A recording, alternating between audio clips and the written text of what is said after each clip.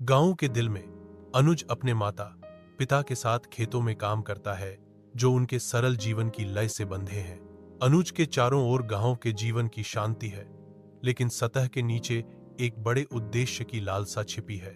अनुज खेतों की ओर देखता है, उसकी आंखों में संतोष का मिश्रण और एक शांत महत्वाकांक्षा झलकती है, जो क्षितिज से परे कुछ तलाशती है। अनुज शहर के एक छोटे से कमरे में रहता है, पढ़ाई और काम के बीच संतुलन बनाने के लिए संघर्ष कर रहा है। कमरा छोटा है, जिसमें एक मेज किताबों से भरी हुई है।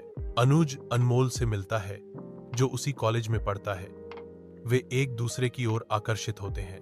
गांव के मंदिर में शांत चांदनी रात के नीचे अनुज की आंखें गहरा स्नेह दर्शाती हैं, जब वह कबूल करता है, आई लव यू अनमोल। शब्दों से अधिक अनमोल जवाब देती है। उसकी आवाज एक कोमल फुसफुसाहट है, जो समान जुनून से भरी है। और मैं तुमसे प्यार करती हूं अनुज, अपने पूरे दिल से।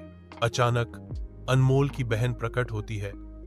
उसका चेहरा गुस्से से तमतमाया हुआ था, क्योंकि वह घोषणा करती है, यह नहीं हो सकता, मैं इसे जारी रखने की अनुमति नहीं दूंगी।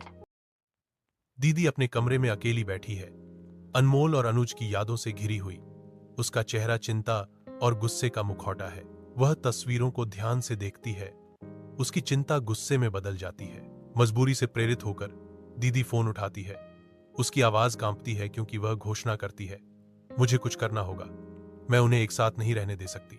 हलचल भरे कॉलेज कैंटीन में अनमोल और अनुज हंसी और दोस्ती साझा करते हैं। उनका स्नेह स्पष्ट है। दीप्ति उन्हें दूर से देखती है। उसकी निगाहों में ईर्ष्या का भाव झलक रहा है, क्योंकि जीवंत कैंटीन उसके चारों ओर घूम रही है।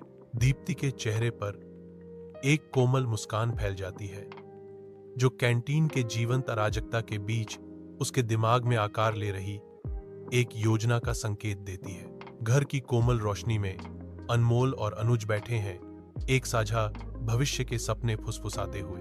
दीदी का अचानक प्रकट होना शांति को भंग कर देता है।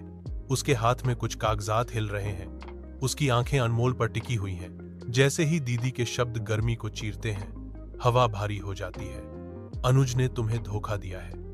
अनमोल पीला पड़ जाता है, जबकि अनुज अविश्वास से देखता है।